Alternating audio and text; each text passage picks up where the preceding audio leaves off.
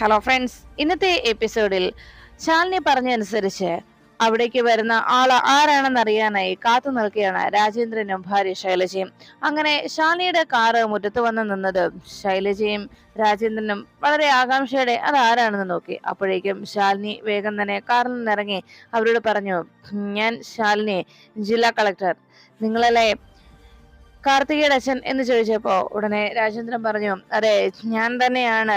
അവളെ നിങ്ങൾക്ക് അറിയുമോ എന്ന് ചോദിച്ചപ്പോ ശാലിനി പറഞ്ഞു, നന്നായിട്ട് അറിയാം, അവളെ അറിയൂ എന്ന് പറഞ്ഞപ്പോ ഉടനെ രാജേന്ദ്രൻ ചോദിച്ചു, അല്ല മനസ്സിലായില്ല എന്ന് പറഞ്ഞപ്പോ, അതെ ആദ്യം അവളെ കുറിച്ച് ഞങ്ങൾക്കൊന്നും അറിയില്ലായിരുന്നു, എന്നാൽ ഇപ്പോ ശരിക്കും അവൾ ആരാണെന്ന് ഞാൻ മനസ്സിലാക്കി കഴിഞ്ഞു. അവൾ വീട്ടിലേക്ക് വന്നപ്പോ അവൾക്ക് അച്ഛനും അമ്മയും ഇല്ല എന്നും അവൾ ഒരു അനാഥയാണെന്നും ആശ്രമത്തിലാണ് അവൾ വളർന്നത് എന്നും ഒക്കെയായിരുന്നു അവൾ ഞങ്ങളെ ധരിപ്പിച്ചത്. അതിനുശേഷമാണ് അവളുടെ യഥാർത്ഥ ചിത്രം ഞങ്ങൾക്ക് ബോധ്യമായത്. അവൾ പറഞ്ഞതെല്ലാം കളവായിരുന്നു എന്നുള്ള കാര്യം പിന്നീടാണ് മനസ്സിലായത്. ഇത് കേട്ട ഉടനെ തന്നെ ആകെ ഞെട്ടലോടെ അവർ രണ്ടുപേരും നിൽക്കുമ്പോ ശാലിനി സ്വയം പരിചയപ്പെടുത്തി, ഞാൻ ശാലിനി, ജില്ലാ കളക്ടറാണ്. അത് കേട്ടതോടെ ഞെട്ടലോടെ നോക്കുകയും, എന്റെ ഭർത്താവിനെ വിവാഹം കഴിക്കാനായിട്ടാണ് അവൾ ഇപ്പോൾ ഞങ്ങളുടെ വീട്ടിൽ കടന്നു കയറിയിരിക്കുന്നത്. എന്റെ ഭർത്താവിന്റെ അമ്മയും ഞാനും തമ്മിലുള്ള ഒരു സ്വരച്ചേർച്ചയില്ലായ്മയിൽ നിന്ന് അവൾ ശരിക്കും ആ ഒരു സ്വരച്ചേർച്ചയില്ലായ്മ മുതലെടുത്തുകൊണ്ട് ഞങ്ങളുടെ കുടുംബം തകർക്കാനായി കയറിക്കൂടിയിരിക്കുകയാണ്. യഥാർത്ഥ സത്യം തിരിച്ചറിഞ്ഞുകൊണ്ട് ഇനി അവളെ ആ വീട്ടിൽ നിന്ന് പുറത്താക്കാനും എന്റെ വിഷ്ണുവേട്ടന്റെയും ജീവിതത്തിൽ നിന്ന് എന്നേക്കുമായി അവളെ പുറത്താക്കുന്നതിന് വേണ്ടിയാണ് ഞാനിപ്പോൾ ഇവിടേക്ക് വന്നത്. എന്റെ ഭർത്താവ് അവൾക്ക് വേണ്ടി ഒരു സഹായം ചെയ്തത് കൊണ്ടാണ് ഇത്രയേറെ പ്രശ്നങ്ങളിൽ ചെന്ന് അകപ്പെട്ടതെന്നുള്ള കാര്യം ശാലിനി അവരെ ധരിപ്പിക്കുന്നു. എല്ലാം കേട്ട് അവർ ഞെട്ടലോടെ നിൽക്കുമ്പോൾ ശാലിനി നടന്ന സംഭവങ്ങളൊക്കെ അവർക്ക് മുന്നിൽ വിശദീകരിച്ചു. എല്ലാം കേട്ട് കഴിഞ്ഞതും എന്ത് ചെയ്യുന്നറിയാതെ അവരങ്ങനെ പകച്ചു നിൽക്കുമ്പോൾ ശാലിനി പറഞ്ഞു, ഇപ്പോഴത്തെ സാഹചര്യത്തിൽ അവളുടെ വിവാഹ കാര്യം എന്റെ ഭർത്താവിന്റെ അമ്മ തീരുമാനിച്ചിരിക്കുകയാണ്. അതുകൊണ്ട് തന്നെ ആ വിവാഹം ഇല്ലാതാക്കുകയും മാത്രമല്ല, കാർത്തിക മൂലമുണ്ടായ പ്രശ്നങ്ങൾക്ക് കാരണം ഞങ്ങളുടെ ജീവിതത്തിൽ എനിക്കും വിഷ്ണുവേട്ടനും നഷ്ടമാകുന്നത് ഞങ്ങളുടെ വിലപ്പെട്ട ജീവിതമാണ്. അതുകൊണ്ട് തന്നെ എത്രയും വേഗം തന്നെ കാർത്തികയെ അവിടെ നിന്ന് നിങ്ങൾ തിരിച്ചു കൊണ്ടുവരണം. സത്യാമ്മയുടെ മുന്നിൽ വെളിപ്പെടുത്തി അവളെ അവിടെ നിന്ന് കൂട്ടിക്കൊണ്ടു വരുന്നതിന് വേണ്ടിയാണ് ഞാനിപ്പോൾ നിങ്ങളുടെ അരികിലേക്ക് എത്തിയതെന്ന് ശാലിനി അറിയിച്ചു. എല്ലാം കേട്ടതിന് ശേഷം ഉടൻ തന്നെ രാജേന്ദ്രൻ പറഞ്ഞു, അപ്പോ പപ്പിമോൾ അയച്ചത് ശരിയായ കാര്യം തന്നെയാണ്. ഇത് പപ്പിമോൾ അയച്ച വോയിസ് മെസ്സേജ് ആണ്. ഇത് കേട്ടിട്ടാണ് ഞാൻ മേഡത്തെ വിളിച്ചതെന്ന് രാജേന്ദ്രൻ അറിയിച്ചു. അങ്ങനെ രാജേന്ദ്രൻ പപ്പിമോള് അയച്ച ആ വോയിസ് മെസ്സേജ് ശാലിനിയെ കേൾപ്പിച്ചു. അത് കേട്ടതിന് ശേഷം ശാലിനി അനുപല്ലവിയോട് പറഞ്ഞു, കണ്ടോ അനു, നമുക്ക് മുന്നേ പപ്പിമോള് കാര്യങ്ങൾ ചെയ്തു തുടങ്ങിയിരുന്നു എന്ന്. എല്ലാം കേട്ട് കഴിഞ്ഞപ്പോഴേക്കും രാജേന്ദ്രൻ പറഞ്ഞു, മേഡം, എന്തായാലും ഞങ്ങളുടെ മകൾ കാരണം നിങ്ങൾക്കുണ്ടായ വിഷമം എത്രത്തോളമാണെന്ന് എനിക്ക് മനസ്സിലായി. ഞങ്ങളുടെ മകൾ കാരണം നിങ്ങൾക്കുണ്ടായ ബുദ്ധിമുട്ട് തിരിച്ചറിയാൻ എനിക്ക് സാധിക്കുന്നുണ്ട്. ഞങ്ങള് എത്ര സ്നേഹത്തോടെയാണ് അവളെ വളർത്തിയത്. അവളെ ഇത്രത്തോളം സ്നേഹിച്ചതിന് അവൾ ഞങ്ങൾക്ക് പ്രതിഫലം നൽകി. ജനിച്ച അച്ഛനെയും അമ്മയുടെയും വേദന മനസ്സിലാക്കാത്ത അവൾക്ക് പിന്നെ മറ്റുള്ളവരുടെ വേദന എങ്ങനെ മനസ്സിലാക്കാൻ കഴിയും? അതുകൊണ്ട് തന്നെ അവളെ നിങ്ങളുടെ പ്രശ്നത്തിനിടയിൽ നിന്ന് നിങ്ങളുടെ ജീവിതം തകർക്കാൻ ശ്രമിക്കുന്ന അവളെ ഞാൻ അവിടുന്ന് കൂട്ടിക്കൊണ്ടുവരാം, ഞങ്ങൾ കൂട്ടിക്കൊണ്ടുപോരാം. എന്തായാലും അവൾ മൂലം വേദന അനുഭവിക്കുന്നത് അവൾക്ക് ജന്മം നൽകിയ അച്ഛനും അമ്മയും ആയാൽ മതിയല്ലോ. മറ്റുള്ളവരെ അവൾ എന്തിനു ബുദ്ധിമുട്ടിക്കണം? ഞങ്ങൾ വരാം മേഡം എന്ന് രാജേന്ദ്രൻ അറിയിച്ചു. ഉടനെ ശൈലജ പറഞ്ഞു, അതെ, ഞങ്ങളുടെ ആ മകളെ ഞങ്ങൾ എത്രത്തോളം സ്നേഹിച്ചിരുന്നു എന്ന് മേഡത്തിന് മനസ്സിലാവില്ല. എന്നാൽ ഞങ്ങൾ നൽകിയ സ്നേഹം അവൾ ഞങ്ങൾക്ക് തിരികെ തന്നത് ഈ രീതിയിലാണെന്ന് മാത്രം. എന്തായാലും അവൾ കാരണം മേഡത്തിന് ഒരു പ്രശ്നമുണ്ടാകാൻ ഞങ്ങൾ സമ്മതിക്കില്ല, ഞങ്ങളും വരാം എന്ന് പറഞ്ഞപ്പോ ശാലിനി പറഞ്ഞു, നിങ്ങൾ ഞങ്ങളോടൊപ്പം വന്ന് അവിടെ വന്ന് സത്യാമ്മയുടെ മുന്നിൽ വെളിപ്പെടുത്തിയാൽ മാത്രം മതി. അവളുടെ അച്ഛനും അമ്മയുമാണെന്നും അവൾ പറഞ്ഞതെല്ലാം കളവായിരുന്നു എന്നുള്ള സത്യം ബോധ്യപ്പെട്ടാൽ പിന്നെ അവൾക്ക് ആ വീട്ടിൽ യാതൊരു സ്ഥാനവും ഉണ്ടാവില്ല. അത് പറയാനായിട്ടാണ് ഞാൻ നിങ്ങളെ കൂട്ടിക്കൊണ്ട് പോകാനുമാണ് ഇവിടേക്ക് വന്നതെന്ന് അറിയിച്ചതും രാജേന്ദ്രൻ പറഞ്ഞു, ഞങ്ങൾ വരാം, നിങ്ങൾക്കൊപ്പം ഞങ്ങൾ വന്നോളാം എന്നറിയിച്ചതും ഉടൻ തന്നെ അനുപല്ലവി പറഞ്ഞു, അതെ, അവിടെ വന്ന് സത്യങ്ങൾ വെളിപ്പെടുത്തുക എന്നത് അത്ര എളുപ്പമുള്ള കാര്യമാണെന്ന് തോന്നുന്നില്ല. അത് മാത്രമല്ല, കാർത്തികയുടെ ഇപ്പോഴത്തെ നീക്കങ്ങൾ, കാർത്തിക ഓരോ കാര്യങ്ങൾ ചെയ്തു കൂട്ടുന്നത് അത്രയ്ക്ക് സൂക്ഷ്മമായിട്ടാണ് എന്നതാണ് സത്യം. അതുകൊണ്ട് തന്നെ നിങ്ങൾ അവിടേക്ക് വന്നു കഴിഞ്ഞാൽ എങ്ങനെയാണ് കാർത്തികയുടെ പ്രതികരണം എന്ന് പോലും പറയാനാവില്ല എന്ന് അനുപലവി അറിയിച്ചതും ഉടൻ തന്നെ രാജേന്ദ്രൻ പറഞ്ഞു, മേഡം, ഞങ്ങളുടെ മകളായിട്ട് മേഡത്തിനുണ്ടായ ഉപദ്രവം എത്രത്തോളമാണെന്ന് എനിക്ക് മനസ്സിലായി. എന്തായാലും ഞാനും ശൈലജയും കൂടി അവിടേക്ക് എത്താം.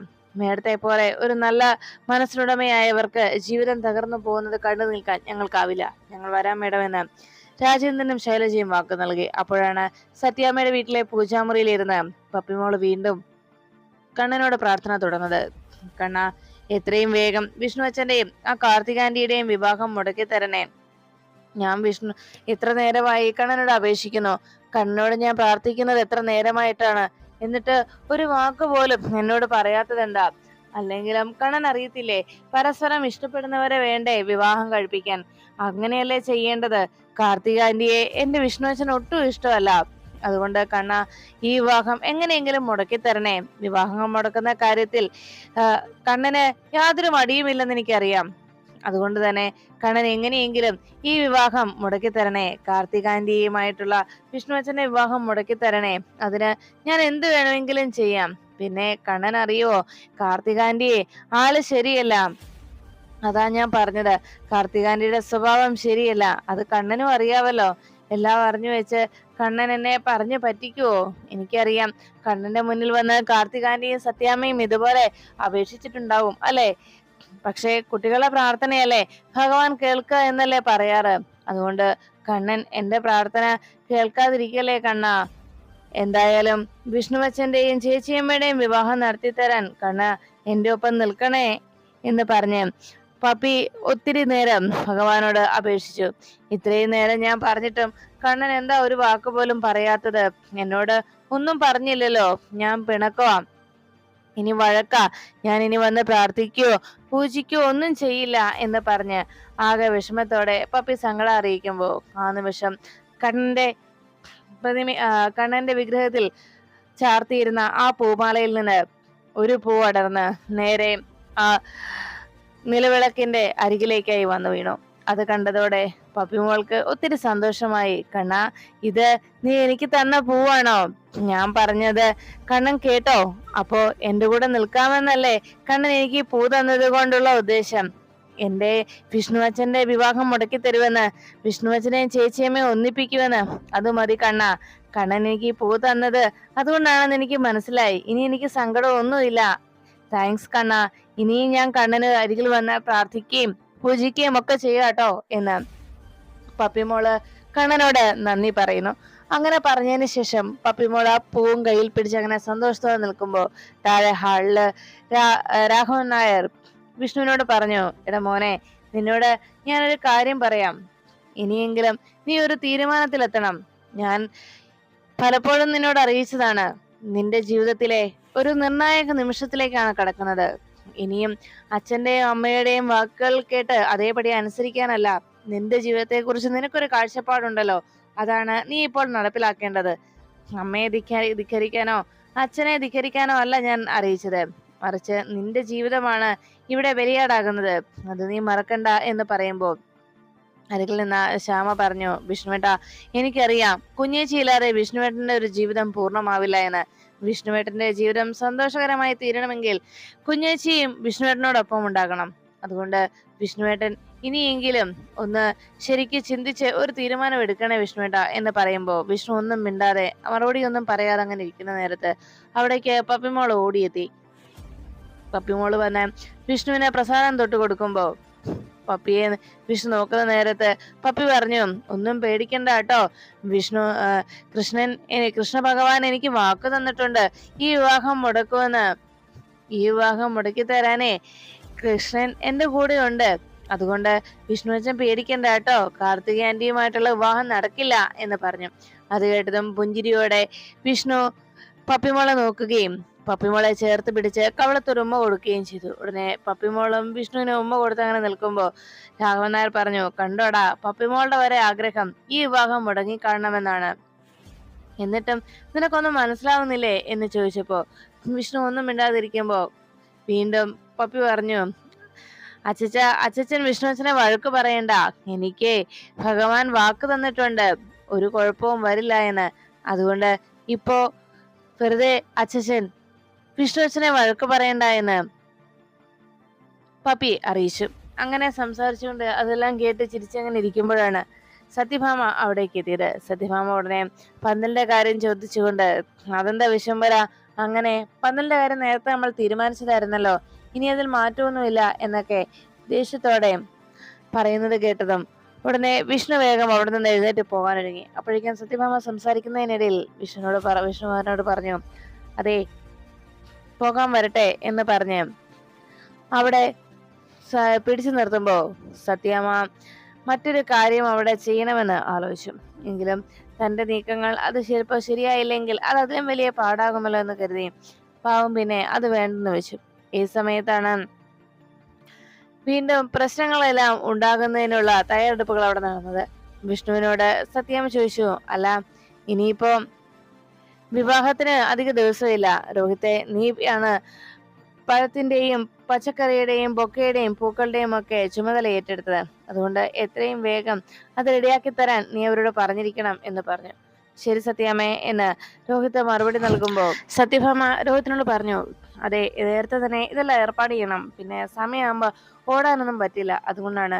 പിന്നെ വിഷ്ണു, നിന്നോട് ഞാൻ നിൽക്കാൻ പറഞ്ഞതേ, നീ ഇനി എന്നാണ് കല്യാണ വസ്ത്രം എടുക്കാൻ പോകുന്നത്?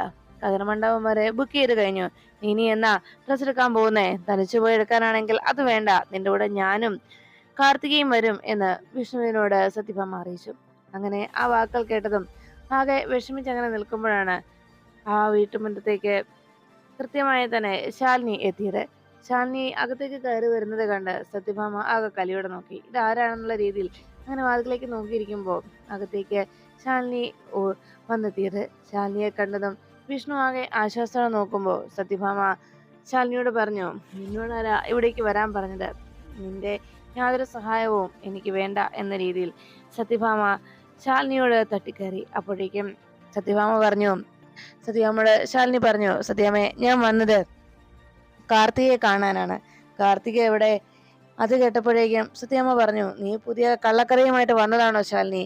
ഉടനെ തന്നെ ശാലിനി സത്യാമ്മയോട് അറിയിച്ചു, കള്ളക്കഥയാണോ അതോ ഞാൻ പറയുന്ന കഥയുടെ ബാക്കി ഭാഗം ഇനി അവളാണോ പറയേണ്ടതെന്ന് നമുക്ക് കാർത്തികയോട് തന്നെ ചോദിക്കാം. സത്യാമ്മ കാർത്തികയെ വിളിക്കേ എന്ന് പറഞ്ഞു. ശാലിനി വാതിക്കലേക്ക് വരുന്ന കണ്ടതോടെ പപ്പി ചേച്ചിയമ്മയെന്ന് വിളിച്ച് ഓടി വന്ന് ശാലിനിയെ കെട്ടിപ്പിടിക്കുന്നത് കണ്ട ആ നിമിഷം മുതൽ ശാലിനിയോട് ആകെ ദേഷ്യമാണ് സത്യഭാമയ്ക്ക്. ഉടനെ ശാലിനിയെ കെട്ടിപ്പിടിച്ച് നിൽക്കുന്ന പപ്പിയെ നോക്കി സത്യഭാമ പറഞ്ഞു, പപ്പി പോ വേഗം, ഇവിടെ നിൽക്കണ്ട, പോകാനല്ലേ പറഞ്ഞത്. അങ്ങനെ പപ്പിയെ വരട്ടി. പപ്പി പോകാതെ ശാലിനിയെ മുറുകെ പിടിച്ചുകൊണ്ടങ്ങനെ നിൽക്കുമ്പോൾ ശ്യാമ എന്നുള്ള സത്യാമ്മയുടെ നീട്ടി വിളി കേട്ട് ശ്യാമ അവിടേക്ക് എത്തുന്നു. ശ്യാമയുടെ കുഞ്ഞിനെ കൊണ്ടുപോകാനായി സത്യാമ്മ പറയുമ്പോൾ വളരെ ദയനീയമായി ശാലിനിയുടെ അരികിൽ നിന്ന് കുഞ്ഞിനെയും കൂട്ടിക്കൊണ്ട് പോവുകയാണ്. ശാലിനിയുടെ അരികിലെത്തി ശ്യാമ പറഞ്ഞു, പപ്പി മോളെ വാ, അകത്തേക്ക് വാ. അങ്ങനെ പറഞ്ഞ് പപ്പിയെ വിളിച്ചുകൊണ്ട് ശ്യാമ കൂട്ടിക്കൊണ്ടു പോകുന്നു. പപ്പി മനസ്സോടെ അകത്തേക്ക് കയറി പോകുമ്പോൾ ശാലിനി സത്യാമ്മ നോക്കിയിട്ട് പറഞ്ഞു, സത്യാമ്മേ അവള് കൂടി ഉണ്ടാകണമായിരുന്നു, അവളും കേൾക്കേണ്ട കാര്യമായിരുന്നു എന്ന് പറഞ്ഞു. ഉടനെ സത്യഭാമ ചോദിച്ചു, എന്താ നിന്റെ പുതിയ കള്ളക്കഥ? അപ്പോഴാണ് ശാലിനി പറഞ്ഞത്, അതെ കള്ളക്കഥ എന്താന്ന് ഞാൻ പറയാം. ഞാൻ പറയുന്ന കഥയുടെ ബാക്കി പൂരിപ്പിക്കേണ്ടത് അവളാണ്, കാർത്തിക. അവൾ എവിടെ എന്ന് ചോദിച്ചതും സത്യഭാമ വേഗം കാർത്തികയെ വിളിച്ചു.